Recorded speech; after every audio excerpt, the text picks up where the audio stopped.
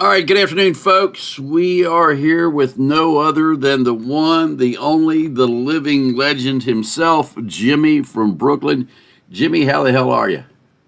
I'm doing well, ready to engage the enemy. All right, sounds great, my friend. You wanted an hour, you got an hour, knock yourself out. Very good, thank you. Well, hello everybody. Short session today. What I've been trying to do for many decades here, and I'm on this channel here for, I don't know, several weeks, is to get the American population to understand how the enemy works. You notice I'm not talking too much about their philosophy. That's Marxism. I'm not talking about the economic system is socialism. I'm trying to get people to understand how the enemy acts, what they're doing, and what they're saying. Because you may not learn that in a school of political science, where they teach you maybe the ideology, the philosophy of Engels and Hegel, and what's the difference between their philosophy and their views with Marx. I read the enemy's documents and tell you what they're doing and what they're saying, and showing you how it fits in the reality today. If you hear the phone ring in the middle of the night, you get up and run to the phone and stub your toe, that's an accident. If you slip on the ice, that's an accident. What's happening now is not an accident or coincidence. These things happening are planned. There's strategies and tactics behind it. It's strategies and tactics thought up, figured out, and implemented to reach a goal. And there's stages in the goal. The end result is always socialism. And of course, after socialism, then you get to communism. The communists, the Marxists, they all say, they all write, they all believe that when civilizations were formed, when you got out of the caves and you started forming groups and then maybe having businesses and production other than, local family farming, it's organized, you have slavery. After slavery, you go a period of, I forget, I can't believe I'm saying this, all these decades and I forget the word. You go from slavery to feudalism. After feudalism, you get to capitalism. Today, the capitalist stage will be bigger and longer because capitalism today is way different than it was in the 1800s. So societies get formed, you end up beginning with with slavery. It gets a little bit better, you get to feudalism. Then you get to capitalism. Today you might have 2 or 3 stages of capitalism. After full capitalist development, then you go on to socialism, and after socialism to communism. That is basic. That is basic Marxism. Marxists know, this is why Marx said you have to go through capitalist development. They know capitalism works. The people who mounted this idea and implemented this long-range plan, they know capitalism works. Only under capitalism are you going to have quick development. And then there's going to be people ending up rich and people ending up poor, and the people ending up rich, they claim, were stealing the excess money earned by the workers. So there's a logic to it. It's not our logic. It's not our logic, but there is a logic to it. And if you hear what I'm saying and the things I'm trying to bring out there, most of it actually reading directly from the enemy's publications, you get an understanding of it. And you know better than a lot of people that took political science. I can't describe the philosophy and ideas of Hegel and Engels. I'm not into that. I'm into the reality, not that part of history that right now doesn't matter. Okay, so I said before that the communists have a goal, is communist victory. So the Communist Party sets the goals. The Communist Party gets control of the means of education. They get control of the means of information. They get control of the means of communication.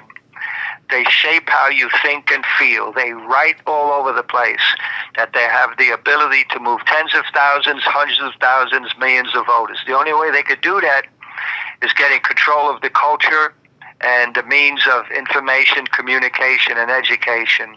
And now they got that. You could see that we got people out here who are fanatically anti-American, anti-white, anti-heterosexual, and that the majority of that, the overwhelming majority of that, is in the Democrat Party. Now that coincides with the head of the Communist Party said. The best way to help the cause of communism is through the liberal wing of the Democratic Party. Today, President John F. Kennedy could not be in the Democrat Party today if he were alive. He could not be in the Democrat Party today. They would call him a fascist. That's how far the Democrat Party went. And it's not just me saying this, the communist right. Yesterday's left is today's center. Today's left will be tomorrow's center. Now you have kids that can't read and write, but they know all the different sexual positions you could have. So they have these books they give to the kids in elementary school showing diagrams how 3 boys or 4 boys could lie down together in different positions, engaging in certain activities we're not supposed to be doing or even talking about. And recently, some parents were reading the book in a meeting with the school board, and they got stopped because they weren't allowed to talk dirty among the adults at the school board meeting. And that's the reason they were reading it, because if this is too dirty and sick for adults to hear at a public meeting, how could that be accepted for children in school? And yet the person reading it was stopped, and there were other cases where people like that were dragged out, physically forced to leave. They had the cops come in because the enemy has goals to topple the country. Now, everybody doing this may not be in their mind that they're working to topple the country. Some of these people themselves are just perverts, degenerates, and pedophiles. But the end result is they screw up the children. Now, if you remember that saying, it's easier to build strong children than to repair broken men. Now, if you think about that, I mean, I wish I thought that up. I don't take credit for other people's brains or other people's work. But listen to that. Think about that. It's easier to build strong children than to repair broken men. When children are screwed up in their early childhood, some people live through hell and grow up with no problem. Other people have a perfect life, perfect family, and they grow up screwed up. But those are exceptions. When you have a movement that's going after the overwhelming majority of the youth, and they're getting them to hate or question the need or use of their genitals, to question their sexuality, to question maybe their whiteness, and maybe hate their parents, hate themselves, hate their genitals, those kids are going to grow up really screwed up. Now, the pedophiles would like that because that's just more victims for them to prey upon. But the end result is screwed up children grow up to be screwed up people. Screwed up people can't be in the military, can't run businesses, can't function normally, and wouldn't be able to participate defending America if we're actually attacked by a foreign country. So the communists have goals, and they get masses of people into the movement. With many, I give the benefit of the doubt. I really do try. A lot of people working in the communist movement, working to tear us down, to help implement the end result, the defeat of us, and the communists would win and get the whole world.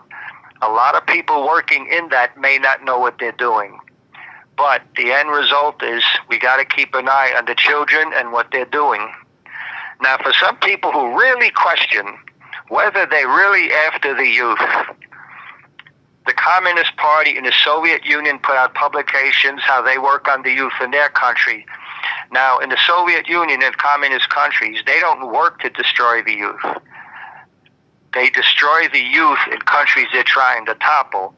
Just like when Karl Marx said, first we have to destroy the family. He was talking about the families in countries he's trying to make a revolution in. The Soviet Union doesn't work to destroy the Soviet family. In fact, in Soviet publications, they do all they could to strengthen the family and to strengthen the family's embrace of strength, toughness, men are men, women are women, love of country, love of their ideology. it's only the countries they're trying to defeat. So some people will see Putin standing up against radical Islam terrorism, standing up in defense of his borders. So they think that Putin cannot be behind the destructiveness going on here. But Putin's a communist. He doesn't hate his country. He hates our country. And when the communists say the best way to help communism is through the Democrat Party, and that's in their publications, you see that the communists implement things here and in Western Europe to weaken Western Europe and America. That only strengthens the enemy, which is Putin and the communist movement. So I have something here from the American Communist Party. I'm just going to read it here. And this is, let me see what the cover is here. This is Of the People, for the People. Pictorial highlights of 50 years of Communist Party USA. So this was printed in 1969. But this goes on forever. So I'm trying to get people to understand how they work. So there's no time-sensitive thing on this, because this is how they work in every country. Communists have always considered the youth of prime importance in the struggle for the future. In 1922, soon after the founding of the Communist Party, the Young Communist League came into being. By 1939, it reached a membership of some 22,000 people. This is in America. The Young Communist League dealt with the special problems of youth and rallied them to action. It led or took part in many labor, student, and peace demonstrations in the year before World War II. Now, let me just interject here a little bit. When the Soviet Union and the Nazis were partners, the Soviets supported the Nazis because the Nazis were attacking the capitalist countries. So you had the Nazis and Nazi supporters in America that were working in the peace movement. They didn't want America to get involved, stopping Hitler. And at the same time, you had the communists working in the peace movement because they wanted Hitler to keep attacking the capitalist countries, and Hitler and the Soviets were partners initially. But that changed after Hitler invaded the Soviet Union. Okay, let me go on here. During World War II, the Young Communist League rallied on the cause of defeating fascism. Now, that was after Hitler invaded the Soviet Union. Before that, they were fighting for peace. Then they became warmongers, as some people might call it. In 1943, the Young Communist League was dissolved, thanks to a wave of revisionist ideas which saw no place for a Marxist youth organization. It gave way to, okay, here, the communists do fake collapses and fake splits. Once Hitler invaded the Soviet Union collapsed the American Party, and they collapsed the Communist Youth League here. They did that because they didn't want America or the American government to know that there were communists here working internally to tear us down. So they took away the image of the enemy there. But when they dissolved the American Communist Party, they kept the Communist Party clubs alive. Now that's interesting, because the Constitution for the Communist Party, the club is the most important part of the Communist Party. So the American Communist Party was collapsed, but it really wasn't. So they collapsed here, the Young Communist Youth, the Young Communist League. So I'm going to get back to this here. In 1943, the Young Communist League was dissolved, thanks to a wave of revisionist ideas which saw no place for a Marxist youth organization. It gave way to American Youth for Democracy, a democratic anti-fascist organization in whose founding the communists were influential. So you see, they dissolved that youth communist movement, but they didn't. It's right here in these two sentences. Let me read that again here. In 1943, the Young Communist League was dissolved, thanks to a wave of revisionist ideas which saw no place for a Marxist youth organization. It gave way to American Youth for Democracy, a democratic anti-fascist organization in whose founding the communists were influential. This, in turn, was replaced by the Labor Youth League, founded in 1949. This was a Marxist-oriented youth organization with fraternal ties to the Communist Party. It did outstanding work for peace and civil rights, but the Labor Youth League was in turn dissolved, so they dissolved it again. A victim of McCarthyism and a new wave of liquidationism which afflicted some sections of the Communist Party in the mid-50s. In the succeeding years, however, the silent generation of the 50s increasingly emerged from the McCarthyite nightmare. A new wave of militant struggle developed, particularly among black youth. Students joined in the civil rights struggles and came to the forefront in the fight for peace, which means communism. In growing numbers, young people came to question the basic nature of our present society. There was a rising interest in the idea of socialism. Now, this didn't come, as they say today, organically. The rising interest in socialism is because the communists were pushing socialism. And they collapsed the Young Communist League. They had 3 different names, never collapsed the movement. They changed the names. As Jimmy from Brooklyn says, and I know Jimmy from Brooklyn very well, Jimmy from Brooklyn says, a snake sheds its skin, but still remains a snake.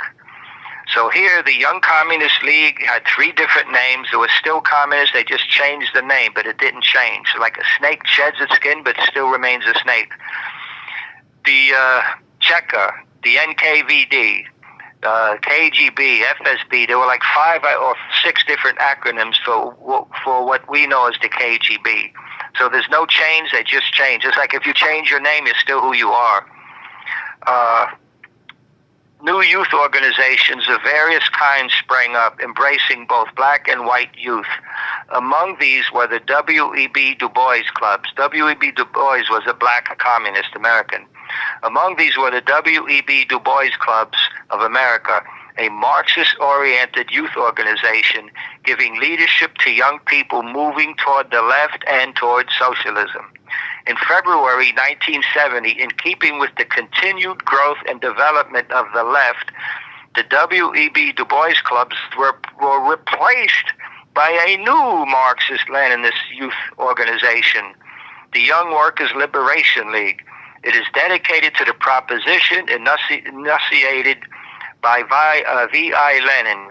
Only by radically recasting the teaching, organization, and training of youth shall we be able to ensure that the results of the efforts of the younger generation will be the creation of a society that will be unlike the old society, i.e. a communist society. So the Young Communist League, what is this, 5 different names they use and they didn't change? And they keep fooling America. They think that we think communism collapsed.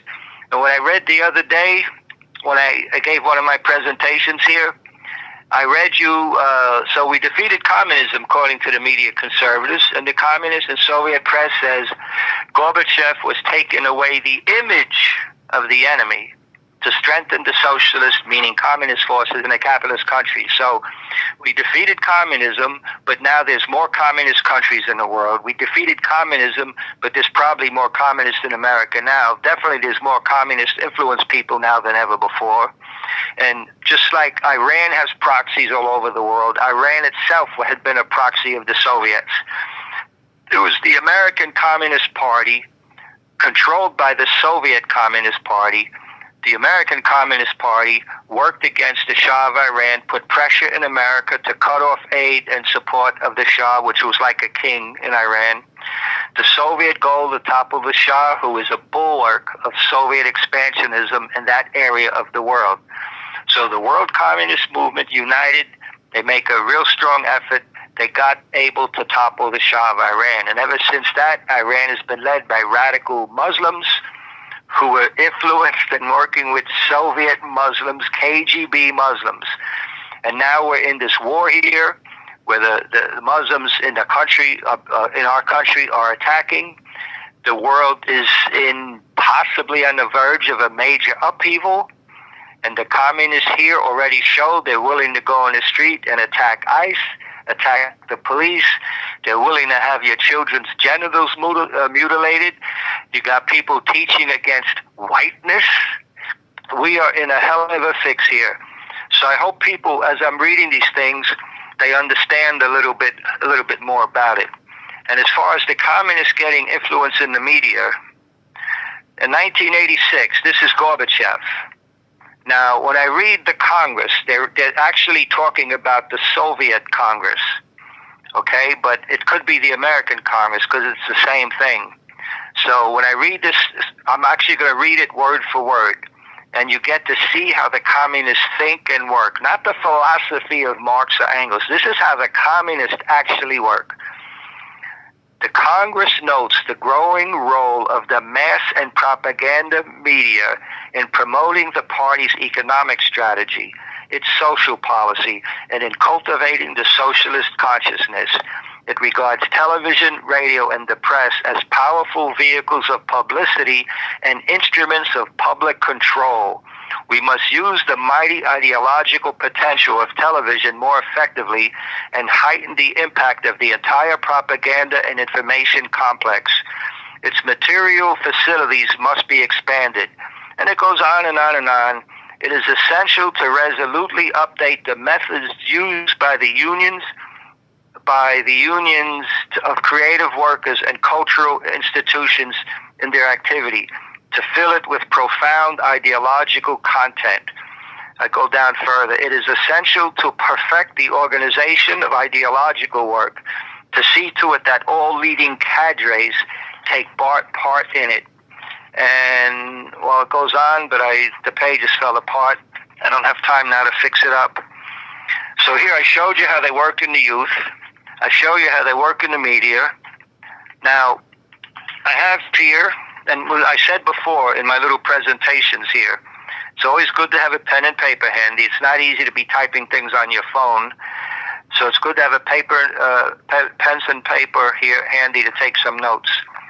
This here I'm going to read now. This is the Revolutionary Communist Party. This is an extremely militant, pro-violent communist movement here. This is the part of the violent one here. So this is the Revolutionary Communist Party. Their website is RevCom. Their newspaper is, make sure I have the name here. The newspaper is RevCom, I guess. Okay, so it says here, let me give you the date. Oh, the newspaper is Revolution, one word, big word, capital letters, Revolution. The website is revcom.us. Revcom is like one word. So Revolution is the newspaper. Their website is revcom.us. This is April 18, 2017. April 18, 2017. A letter to prisoners on the situation in Chicago. Now, when I was a kid, the communists said openly in front of all of us, they didn't care we were kids, they didn't know we were paying attention. When I heard the communists say what they want to do with American youth, particularly the minorities, politicize, radicalize, militarize. Now think of that. They want to get people political, get them aware, then make them more radical, and then make them violent. So when you work in street gangs and you work in prisons, you're getting people at the other end of that. You're getting kids, you're getting people political, politicized, radicalized, militarized. Okay, so you're starting from the other end. You're getting people already militant and violent, people in prison, street gangs. So you're getting people used to violence, used to crime. Maybe they're brave in some way, tough, crazy. The communists like that. So instead of politicized, radicalized, militarized, they're getting people that are already militant and then getting political and then radical. So they're building a revolutionary army. So it says here, the Revolution Club in Chicago, taking the leadership and science to the people. I'll just skip through it. They talk about 25 shootings in Chicago Saturday night. Now this is from 2017. There were 25 shootings in Chicago Saturday night. You have to quit killing each other. You have to get out of the revolution No, excuse me, I'm sorry. You got to quit killing each other. You have to get out of the streets and into the revolution. There are better things to fight and die for. Now, what they're saying is here, it's kind of obvious. Quit killing each other. Not quit killing. Quit killing each other. And there are better things to fight and die for.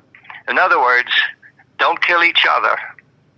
Keep killing, but kill the right people. It's worth killing them because if we win, we'll have the communist revolution, and then we'll have peace, harmony, love, all that bull crap they talk about.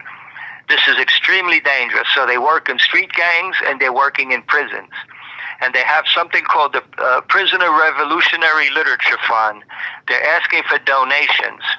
So you give donations to a group called Global Exchange. So Global Exchange is tax exempt. So you give money to Global Exchange, and then Global Exchange then gives the money to the Prisoners Revolutionary Literature Fund so that this communist literature will get into the prisons. Now, when people are in prison, they have a lot of extra time. Sometimes the Christians that work in the prison, sometimes the Muslims work in the prison, they gain followings. A lot of people in prison, whether mafia killers, mafia leaders, drug people, sometimes in prison they embrace Christianity. It makes them feel better. It gives them hope. Or maybe they're faking, thinking they'll get out of prison early, looking like they're reformed. But there's also the Muslims working there. So the same way people need something in prison to keep busy and keep out of trouble, sometimes they read this radical stuff and they dream about violent revolution.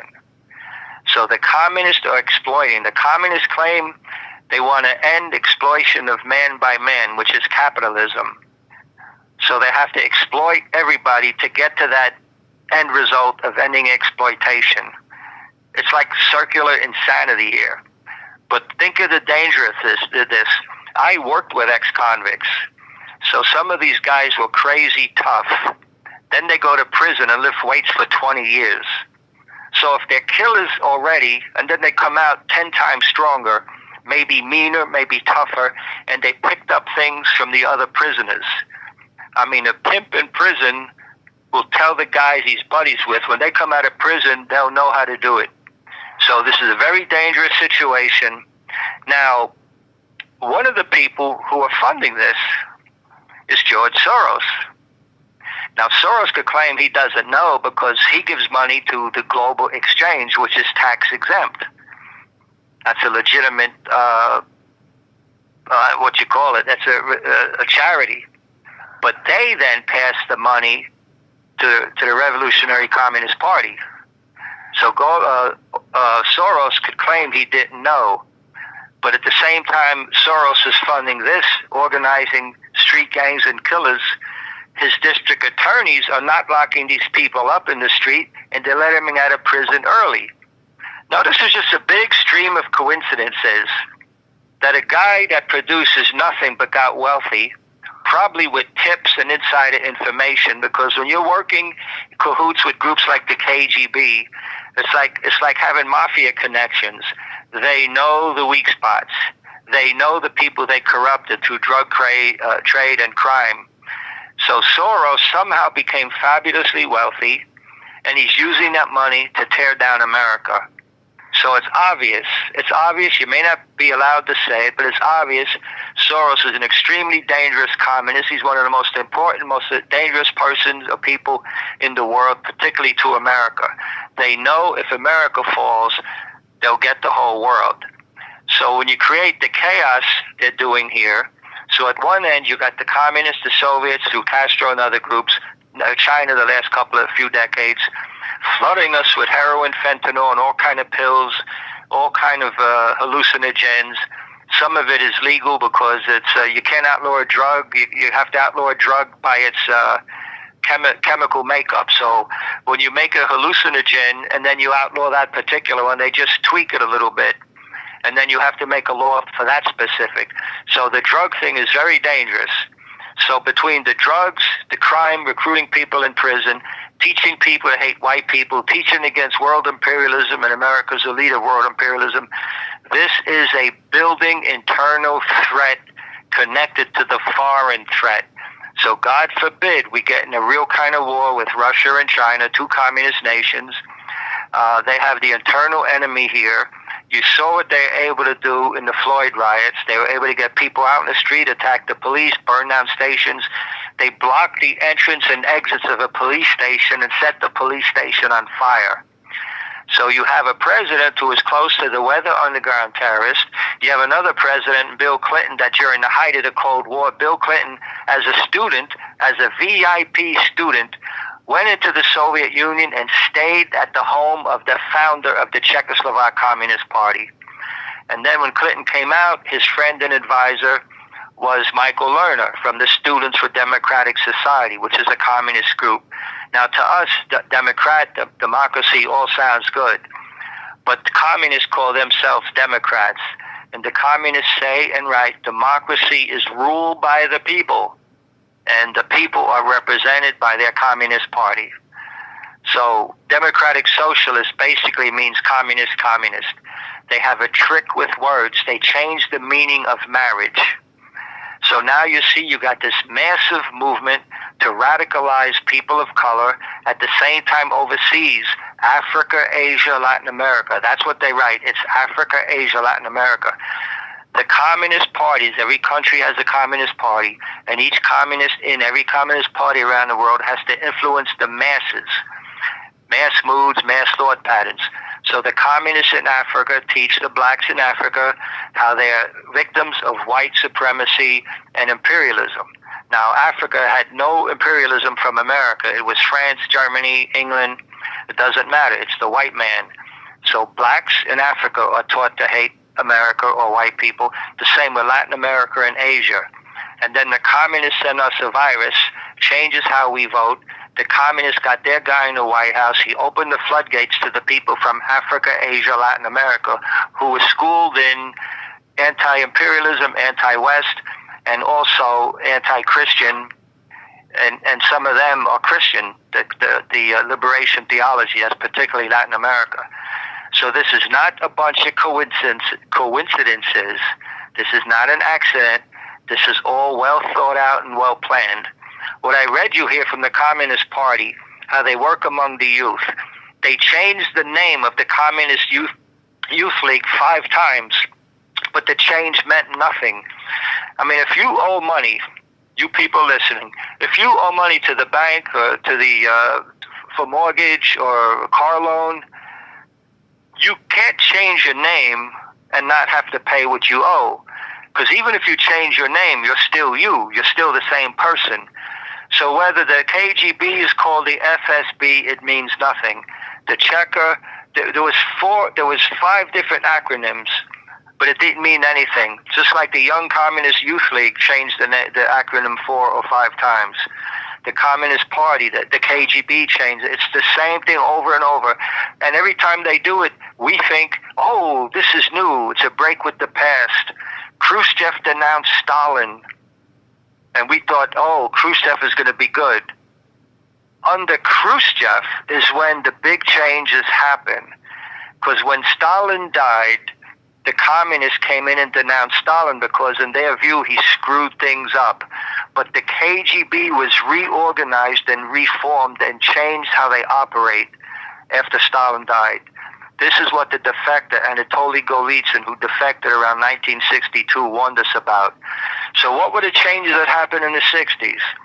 Well, the civil rights movement got more militant and violent and more successful. The gay liberation movement started. The women's liberation. Then it was liberation of the colonial countries, Africa, Asia, Latin America. That all happened after Stalin died because the KGB got reorganized how they work around the world. Now, some of the changes the communists brought were changes we needed. But the communists will work for a cause that's worthy, because once they help you, if you really need help, and they help you, whatever peoples, whatever they want to call you, if you have immediate needs and goals that need help, the communists will help you. They won't talk about communism or socialism. First, they'll help you. They help the Puerto Ricans. They'll help the Dominicans. They'll help the Mexican Americans, the Chinese, the Japanese, the women, the youth. Like I read the other day, they help each segment like that, whatever needs or whatever desires they have as a group. But when the communists help achieve those goals, now those people start listening and trusting the communists. They accept them, at least for giving advice. But this goes on. It's a movement, and the communists write it. Maybe I'll get to some of it actually in their writing, what I'm explaining now. The end result is all of these groups end up being heavily influenced, if not directly controlled by the communists.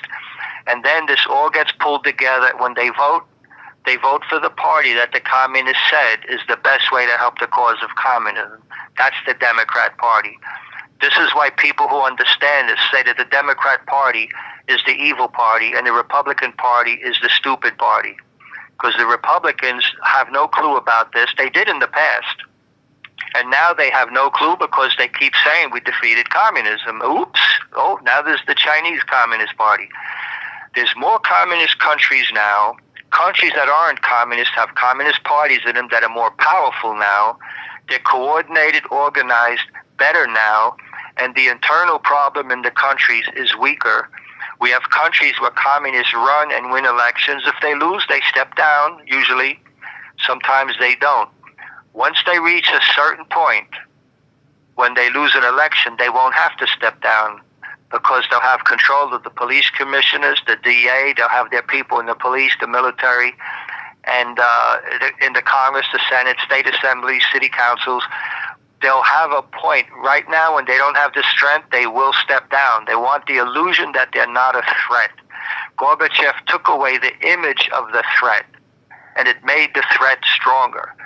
So they don't just rely that Gorbachev took away the image of the threat. They play on it. So they don't call themselves communists. They'll call themselves progressive or social democrats or democratic socialism, because it doesn't sound frightening. If people realize this is the communist movement, it's communist China, it's the Soviet Union, it's North Korea, it's one world communist movement. If people realize that, some of the liberals may break away and join our side, because the communists have a way of influencing people. They write about it and brag about it. So I showed you here how they're working here militantly. We saw that in the riots. I showed you here how they're working among youth and how they think about it. I showed you here how the Soviets were talking about getting control or working in the media. Now let me see what else I have here. All right, let's get to the unions. The communists write, unions are how we wage war against capitalism. They'll make demands of the boss. They'll make demands of the owners of the business, the factory, or whatever. And the more demands they demand and get, the stronger influence they have on the unions. And it goes on so much until the factory decides, I can't afford this, I'm going to move to China. So the communists work to weaken us. They work to weaken us, and then Americans lose jobs because the jobs are sent to China. So the communist unions upset the business here, and then the workers get laid off, and now they're in trouble. They have to rely on government for money, or they get more radical because they lost their job. That's capitalism in the works, right? So not only did they lose their job, and now they're vulnerable to more mass radical movement, not only did they lose their jobs, the communist union leaders got those jobs to go to communist China. It's a win-win for the communists. So the union leader makes a couple of $100,000 a year. The worker back then might have made $100 a day, whatever. I'm just giving a rough number out there. And this goes on and on and on. So we sent the factories to communist China. They're still maybe owned by America. So the people who own it, they still get their cut of the profits. But the money that the red Chinese make, they build a huge military. At the same time, they're sending us heroin. And in the past 12 years or so, fentanyl and all this hallucinogens. So we built up the enemy. And our side, the conservative side, said that China's not communist. They're using capitalism. According to Marx, you can't get the communism until you went through capitalist development. Mao had the great leap forward. He skipped over capitalism. You can't do that. So the conservatives have no clue. No clue. And now they think that we won, we defeated communism, but now, oops, it's the Chinese Communist Party. They don't understand how this is all connected. When you get somebody like Randy Weingarten heading one of the major teachers' unions, and she used to be with the Students for Democratic Society, which was like an above-ground, whether underground terrorist group, and this is the people influencing the youth. As the communists here wrote about, we got to get to the youth. So Randy Weingarten, in the union newsletter, which I used to get, I had a neighbor here that was a union person. She didn't take her mail. She'd give it to me, and I'd read the union newspaper. It was fanatically anti-Trump, fanatically anti-American, anti-white, and militantly anti-Trump and anti-MAGA. And it was promoting the idea that Muslims here are victims of white supremacy. So kids are being indoctrinated. So they're doing a two-track movement on American kids. They're screwing them up with degeneracy and perversion. At the same time, they're making them tools of the revolution. So they're going to go out in their adult years and wage war against America and dismantle us from in. But they're also being taught where they're not able to read and write or do mathematics.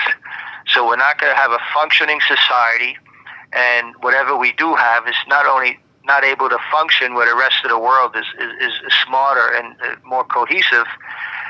What we do have will be people so mentally ill-prepared to lead anything.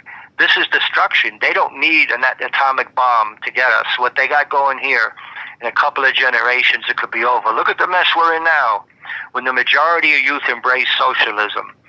You got this transgender stuff, this total hatred of self, hatred of the genitals, hating mommy and daddy. This never could have been implemented years ago, decades ago. I mean, this is incredible. When I was a kid in school, when you're bad, that meant you were chewing gum in class. Now you got teachers having sex with the kids. You got kids shooting each other, kids getting pregnant. It's totally different. Anybody, let's say maybe 50 years or older, I'm not sure, but that might be the good age to start.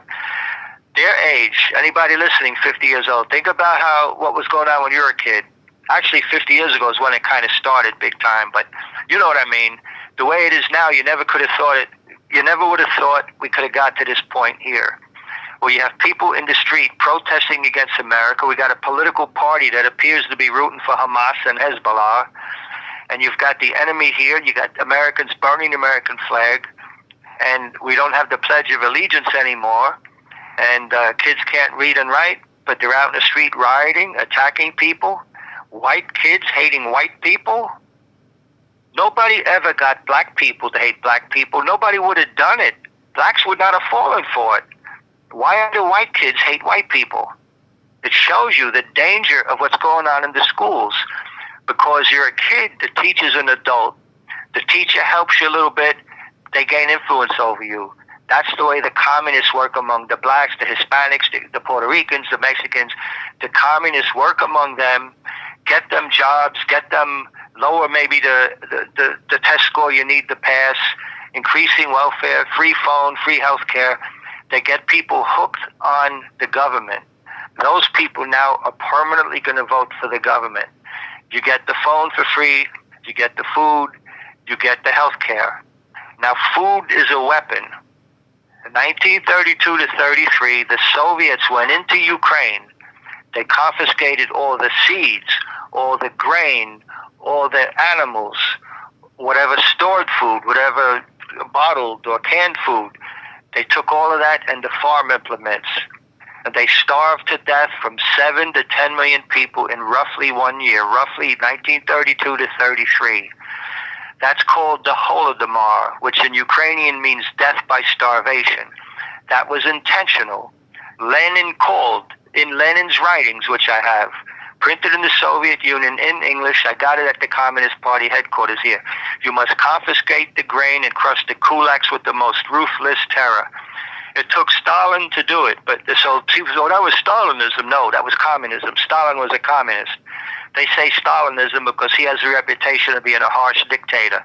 Stalin was carrying out what Lenin wanted. All dictators, all communist dictators are harsh. But the media carves it out that it was Stalin, and then they call it Stalinism. Well, it's not Stalinism, it's communism. Mao did the same thing. And then in Africa, a few decades ago, they confiscated the grain.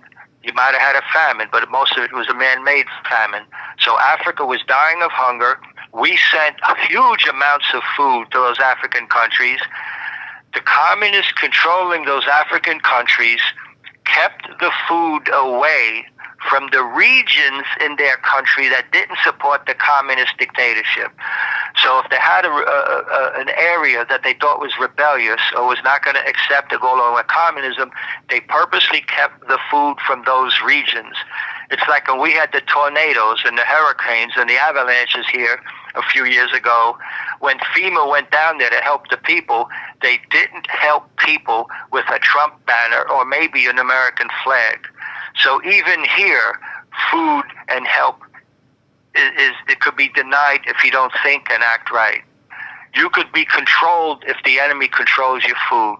You could be controlled if the enemy supplies your food, your housing, your medical care. Look what they did in Canada. The truckers, who are free, independent people, they work alone, they have their own businesses, most of them driving. They were denied to do banking and denied access to their money to buy gasoline. So the enemy doesn't have to gun over your head if they control your banking, if they control your food. But before that, they control the means of education, the means of communication, the means of information. So we can't even talk about this. This is why we don't get on the big shows. Hopefully this show and all the work Johnny Anderson in Germany, Jeff Nyquist in America, of course, Trevor Loudon, his great work. By the way, Trevor Loudon, if your people are not familiar with him, he left New Zealand to come here specifically to save America. And when I asked him, why did you come here? And he says, well, you guys, he may have said you chaps, he's from New Zealand. I don't know if New Zealand uses that word like the British. But anyway, he said, you Yanks came to New Zealand to save us when the Japanese were attacking us. So Trevor Loudon's very patriotic. He knows the history, how we went and saved New Zealand, so now he's repaying the favor. So being that he left his home and most of his family to come here, you have to respect the work that Trevor Loudon's doing. His website is KeyWiki. You go to KeyWiki, he has 184,000 names of people and groups that are working with and for the communists. You can look up your congressman or senator. Everybody has a communist connection, particularly in the Democrat Party.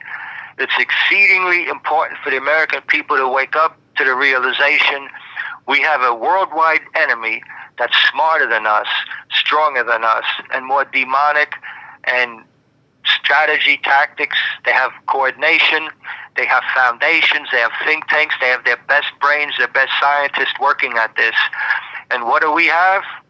Well, you have Jimmy in Brooklyn, you have Lee down where he is, we have one guy here, we have nothing to combat this other than what we're doing, trying to get this information out.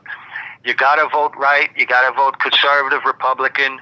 It's not a guarantee, but the other side is a guarantee. We have no chance. And we have to get the politicians to wake up.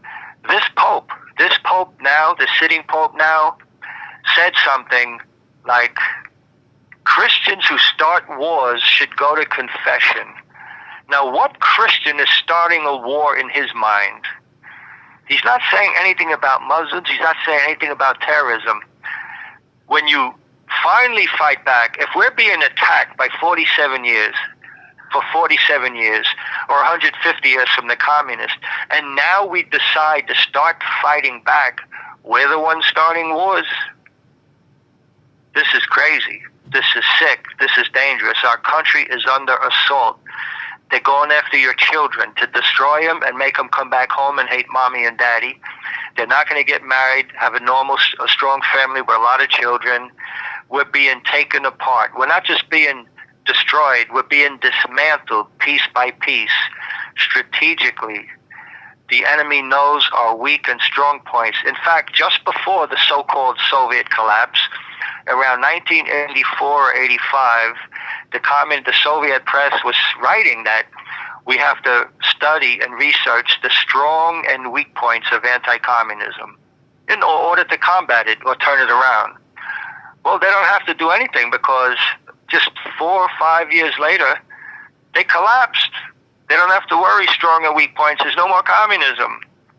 But the communists got stronger. Just like there's no Young Communist Youth League. But it was still there. And then that changed, and that changed, and that changed, and that changed. It stayed there. They just changed the name. As I said before, you owe money to the bank, you change your name. Whatever you change your name, you still owe that money. It doesn't change. Your name has changed. So we get a new leader. Every time there's a new Soviet leader, what's the American press say? Whoa, he drinks bourbon. Yeah, and I hear he throws a frisbee. Oh, we could work with this guy. Another guy, because, oh, he likes jazz music. In other words, he's not coming in, drinking vodka. He's coming in like he's a new man. He's a communist. What difference does it make the color of his suit, the color of his eyes? He's a communist. Some come in that may have more charisma. Look, I knew a lot of mafia people, low-level, mid-level, and occasionally some of the real high-level guys. Some of them had charisma, but you knew what they are, and you knew that they could kill you and they could keep that smile on their face as they're cutting your head off. People can't understand there are people that demonic. We think people that are mean and bad all look ugly. It's not that way. I knew ugly people that were great, sweet people.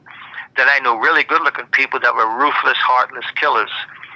But I guess the human mind is something, if people look good, we assume they're good. That old saying, you can't judge a book by its cover. Well, look at Hillary. You could judge her. She's ugly on the outside, and she's ugly on the inside. So sometimes you could judge people by, like a book by the cover. But to rely on it for our livelihood, for our life, for our liberty and prosperity, you have to know the enemy. The enemy knows us, and we don't know the enemy. So I showed you here today how they talk about the media. I showed you how they're working in the unions. I showed you here how they work among the youth. I showed you here how they're working on prisoners and convicts to build a revolution. What else here? Okay, I showed you here the unions. Okay, let me get here. Unions are how we wage war against capitalism.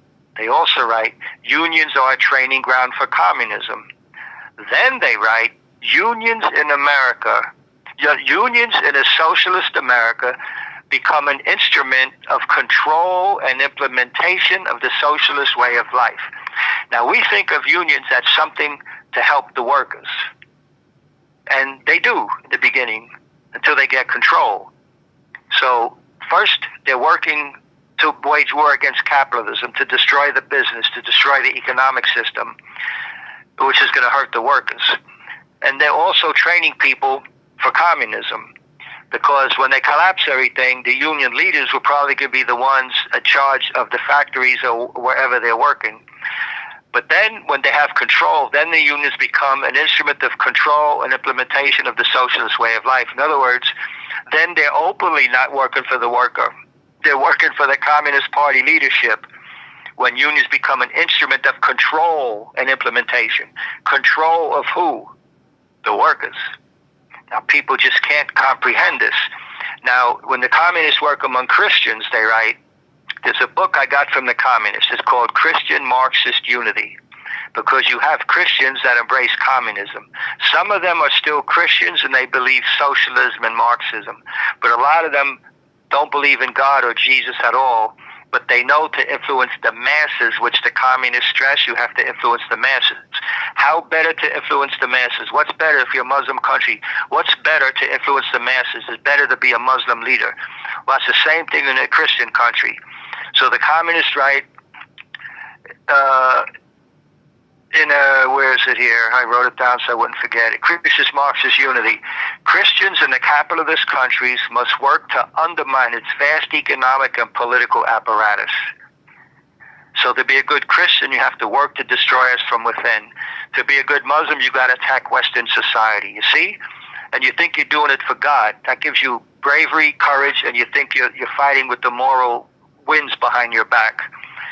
So the communists also write, the strategies of Antonio Gramsci. Now, they call us the bourgeois. So the bourgeois order is our way of life. It's our government. So the communists write. Now, listen how powerful this is.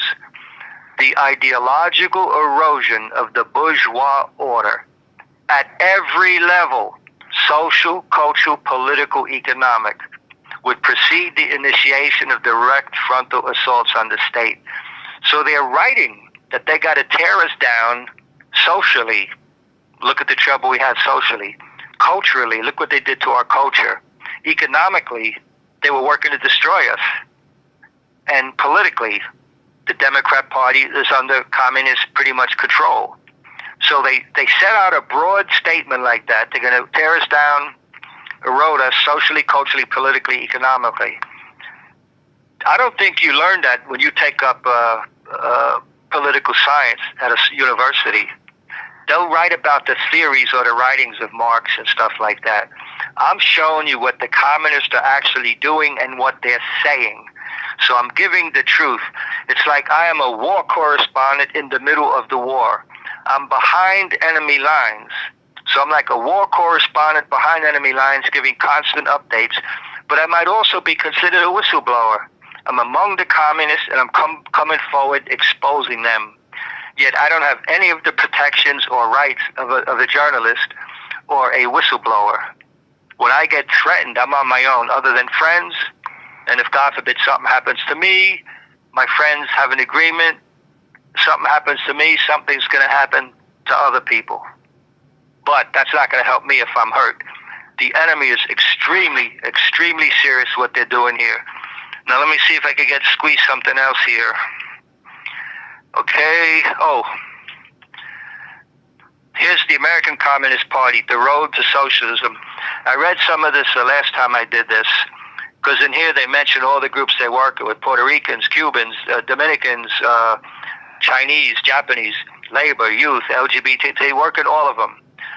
So that's just showing the breadth of their work. Now let me read a little bit in here. Same publication. This is The Road to Socialism. This is 2005, American Communist Party. All this is normal to the functioning of the capitalist system, but greatly intensified by the dominance of the most reactionary sections of the capitalist class. The solution to this ultra-right domination lies in building the broadest, most inclusive unity among the multinational, male, female, multi-generational working class, starting with the labor movement, racially and nationally oppressed people, women and youth.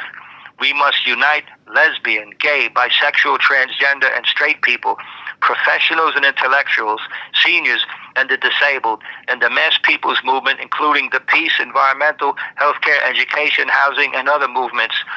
This all-people's front to defeat the ultra-right is in the process of developing, learning, and being tested in giant struggles for peace, to protect social programs and services, to win healthcare for all, and to win control of all three branches of government from the right wing. They're always working against the right wing. There's always a right-wing threat. So the communists constantly were writing for decades, calling everybody a fascist. They took over Cuba under the guise of fighting fascism. They took over Nicaragua under the guise of fighting fascism. They took over South Africa under the guise of fighting apartheid. And now, so the Communist Party refers to everybody as fascist. Now the Democrat Party is calling us fascist. That's because the Communist Party penetrated and now has almost control of the Democrat Party. So it goes on here. We need radical solutions, real democracy, meaning communism, and real unity.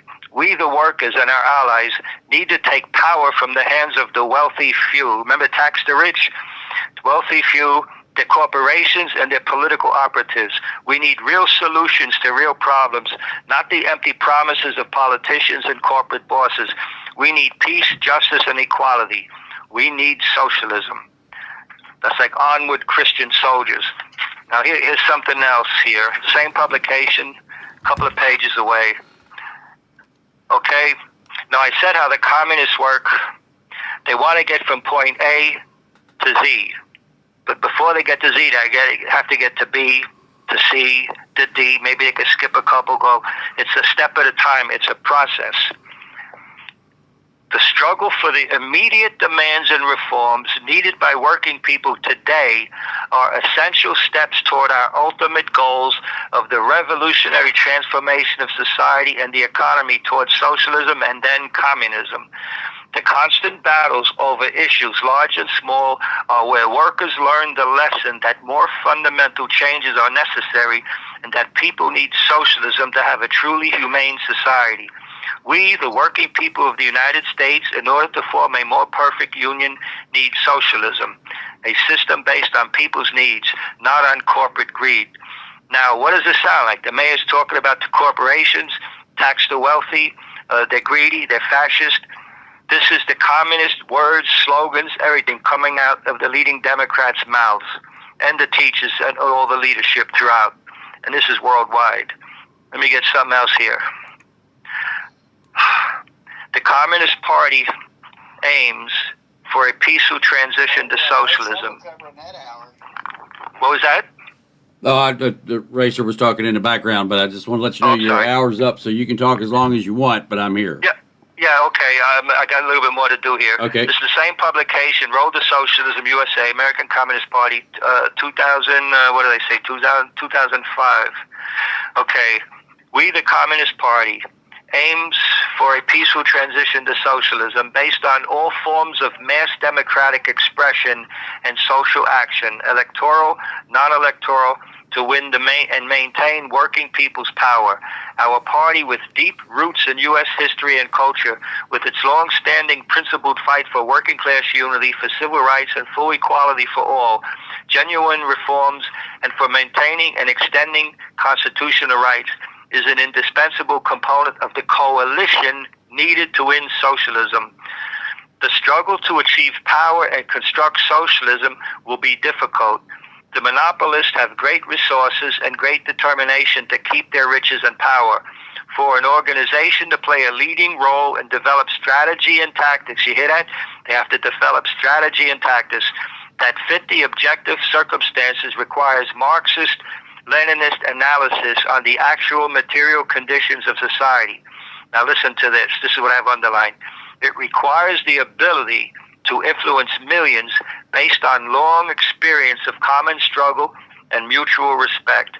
It requires a Communist Party steeled in action. The leadership role in the struggle for socialism is not proclaimed, but we can only win through millions of working people gaining direct experience with the Communist Party. So they talk about agitation, propaganda, gaining influence. Okay, this might be the last thing here. I had so many things underlined.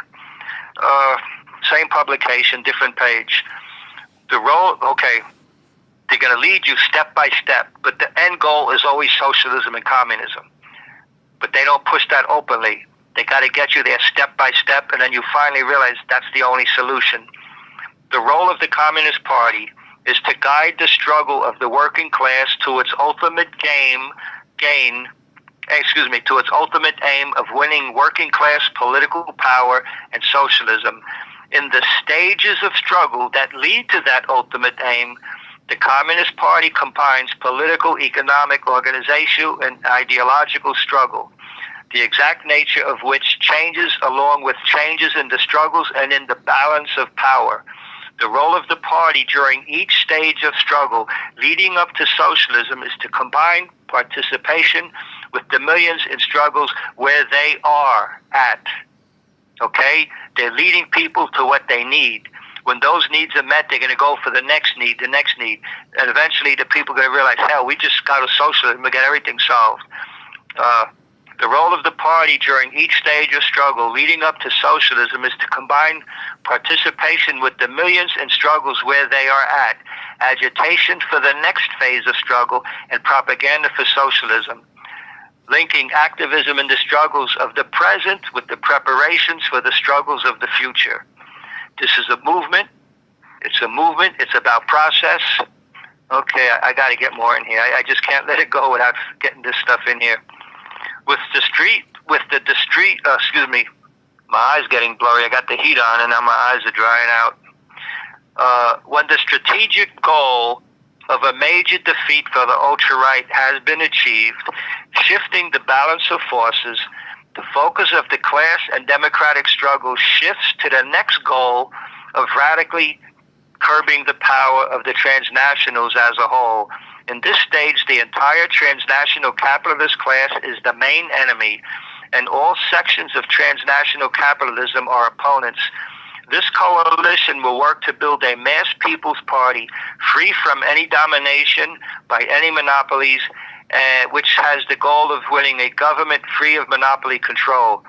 The party will work to achieve mass-size influence as part of building this advanced anti-monopoly level of struggle. The party, helping prepare for the next phase of struggle, will conduct wider agitation and propaganda for socialism. To advance to the immediate struggle for the working people's political power and the construction of socialism, the party will seek to become the leading force or one of the leading forces among the working class and its core allies. The strategic opponent at this stage becomes the capitalist class as a whole. You see, they weren't starting out that way. They're talking about when they get toward the end result, what they're aiming for. The strategic opponent in this stage becomes the capitalist class as a whole and the system of capitalism. The Alliance for Socialism will have to embrace a large majority of the labor movement and the whole working class, who will have developed through their own experience of struggle and through the activity of the Communist Party, clear class and socialist consciousness. The party's role will include agitation and propaganda for a fully developed socialist society on the way to communism. Now, basic Marxism, it's always the working class. That's Marxism. You got to get control of the working class. Lenin broadened it. So when Marx talked about people have to see things from a class standpoint, they have to see things from the workers' viewpoint. It's broader now. The workers have to see everything from the workers' viewpoint. The blacks have to see everything from a black viewpoint. The Puerto Ricans have to see from Puerto Rican view. The gays, right? Every group has to see it from their viewpoint for their particular group. So it's not just the working class. That's Marxism from 200 to 150 years ago. It's everybody. So you have the race card, okay? The communists use the race card. Biden says if you're not voting for him, you're not black. They have so much influence over the blacks, they take it for granted. So they have influenced the black, the Puerto Rican, the Mexican, the Chinese, the Japanese, every group. So each group has to see everything from the youth perspective, from the black perspective. When you hear the race card, there's the youth card, there's the LGBTQ card. The whole deck is a communist deck. Every group is influenced by them, and then they all get pulled together, vote Democrat Party, which was penetrated and has pretty much control now by the Communist Party. When communist slogans are coming out of Democrats' mouths, that should be a hint, and yet people are not getting it, because the people who would understand this, they died off. We have 25, 30 years, we kept hearing, we defeated communism, we defeated communism. So now people, when they see it, don't know it's communism. So I hope what I did here today, and my other talks, particularly on this channel here, I hope people get it. Because you notice I'm not talking about the philosophy between Hegel and Marx. I'm not discussing their philosophy. I'm talking the actual, what they're doing and writing. Because this is the part that people have to get. And once you understand the stuff I'm talking here, when you see it, you're going to know it. You're going to have, aha, this is how it fits. This is how it fits. Because it's broad, but there are certain basic things, but then there's fine details within that basic statement, that basic concept. So this is what I'm trying to bring out. And I don't know if I'm getting it good enough. I don't know what the response is. You're doing great, Jimmy. You're doing great. Well, I got to see more. You got to spread the word. You got to tell your people, listen. And everybody hearing me now, you got to play it again. It's going to be out there. Play it again, because when you hear a lecture, look. If I said the other day, if you're a baseball pitcher, you don't just learn how to throw a ball and that's it. You keep working at it. You keep working at it. You fine-tune it. You learn a new pitch. You study it. You do it. That's baseball, which it doesn't mean anything unless you're getting paid. It's your job, your profession. I'm talking here about the continued safety, sanity, and health and liberty of our country, of our individuals, of your family, your babies, your wife, your daughter, your husband, whatever, your cat, your dog. Everything you love is dependent on you gaining this knowledge I'm trying to bring out there. I don't claim to be a messiah or know-it-all, because you notice I'm promoting Diana West, her book, The Red Thread. She documents perfectly everybody involved in the Russian collusion hoax had strong communist connections. So I'm promoting her. If I was just doing this for me, I would not promote her. I would not promote Johnny Anderson, Jeff Nyquist, Bill Jasper with the Bird Society, Dinah West book, The Red Thread. Trump's people have to see this book. Trump could use this. Just like the Drug Enforcement Agency, the FBI, the military, who's ever planning to go after drug cartels, they have to get the book, Red Cocaine, the second version by Edward Hall Publishers, because they have to know the background of this drug operation. This is not just a criminal enterprise. This is set up by the KGB. When you have the Mexican drug cartels, the Russian mafia, and Hezbollah working together now, that's three different parts of the KGB movement. You got radical Islam, you have crime, you have intelligence agencies involved. Russian mafia is KGB mafia. The Russian Orthodox Church is a KGB church. I heard that one of the Orthodox Russian church leaders came here and visited top people in our government. You bet. The Russian Orthodox Church is the KGB. Could you imagine going to confession to a KGB agent? I stole. You're literally confessing. My God, you might have stole 3 potatoes or something. Now, besides this communist movement, you have the Council on Foreign Relations, which is the enemy, the Ford Foundation, Carnegie, Rockefeller. That's the globalist, and they've been investigated. Carol Reese, Congressman Carol Reese. It's known as the House Committee to Investigate the Tax-Exempt Foundation, otherwise known as the Reese Committee. He documented Ford Foundation, Carnegie, Rockefeller, working together, all the people, all the influence they have, high-level people, a lot of money, spending money, putting in schools, working with the UN, pushing for world government. So you have the communist movement, which is openly called internationalist, then you have the globalist. But they're all working together for world government. The UN is a threat. The UN is not the hope for peace. How could Iran or Cuba been on the head of the Human Rights Commission at the UN? The UN is a threat. Globalism and communism are related. George Soros is working on both. UN, useless nonsense. It may be nonsense, but you could say Hitler was nonsense too, but look at the damage he caused. Yep. I never downplay the threat of the enemy. I don't laugh. I have friends, when they talk about what the enemy's doing, they laugh. You never saw people describing Hitler in World War II and laughing. It's not a No, I'm talking about my abbreviation, UN. I say stands for useless nonsense as far as what they do. Okay. Oh, I'm so sorry. Stupid me. Yeah. Useless nonsense is what I say UN stands for. Well, and they threw out the legitimate government in Taiwan and put communist China in. It's amazing. Absolutely amazing. And you notice, people listening, think about this.